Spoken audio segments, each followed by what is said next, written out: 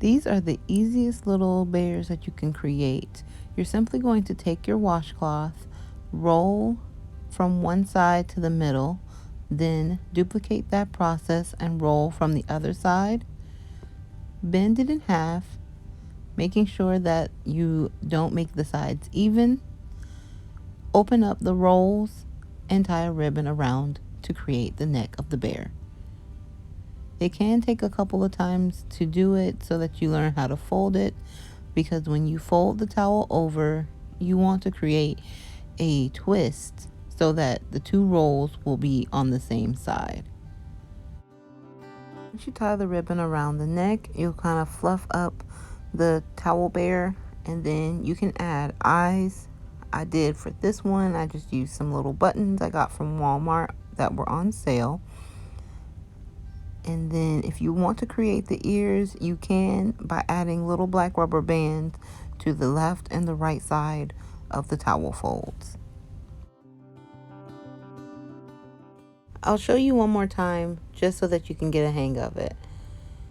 So you'll start by rolling in the towel from the bottom. Then you'll create another roll from the top, meeting in the middle. And see, even I got confused about how to fold it. So you take it and you bend it and turn it. Just watch me because it makes more sense when you watch. Once you get the rolls where you need them to be, that's when you'll add your ribbon to create the head and tie a cute little bow. The two folds on the left and the right is where you can create the ears if you decide that you want to. I like them how they were, so I decided not to. For this bear, I decided to use my buttons, and I added little buttons down the middle just to create like a little coat effect.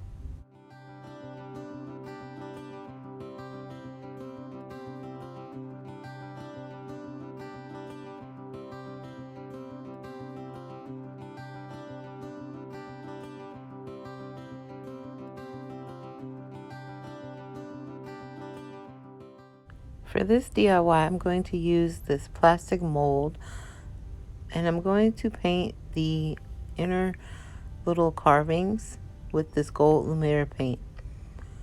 You'll just go in and add quick little brush strokes to each of the lines, creating the shell. One thing I will suggest is if you have silicone molds, they will work much better for this DIY. Once I get finished painting all of the lines, I'm adding my hot glue directly into the mold. It did smoke a little because it is plastic, which is why I was saying that it would be better if you have silicone molds. Continue to add your hot glue until you get to a height that you want it to be. For the second paperweight, I'm going to use this bronze flake paper, and I'm going to add it into the molds and then add my hot glue right on top of it. Another suggestion that I will say for using the gold flake paper would be to add a layer of the hot glue before adding the flakes, and then once it firms up, you can go in and layer the bronze flakes within the middle of the glue, and it'll create a layered effect. You can continue to add your bronze flakes and your hot glue, creating as many layers or as few layers as you like. Just do enough to where it gives the paperweight some heft.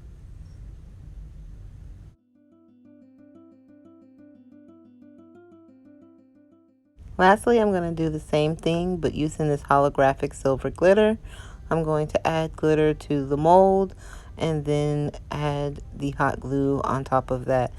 I continue to add the layers once the hot glue firms up, just to give the paperweight more depth.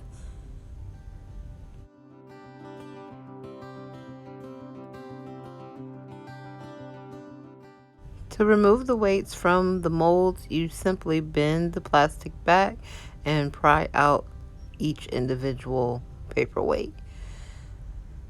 A silicone mold would have made this process a lot easier, but once you get it out, you can trim off any rough edges.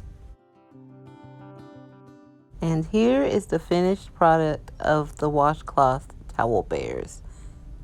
They are so adorable, and they will make really cute Christmas presents if you have a lot of kids in your family that are little and just really enjoy stuffed animals. I know it's not stuffed, but little kids won't know the difference. If you are going to give this to little kids, I would advise not to add the buttons. And here is the finished product of the hot glue paperweights.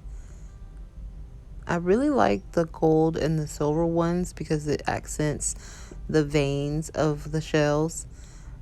The veins kind of get lost in the bronze one, but it's still cute. Tell me what colors you would use if you were to recreate these.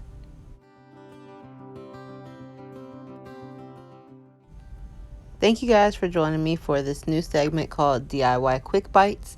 I thought it would be cute to create something that wouldn't take a lot of time and can be done using things just found around your house.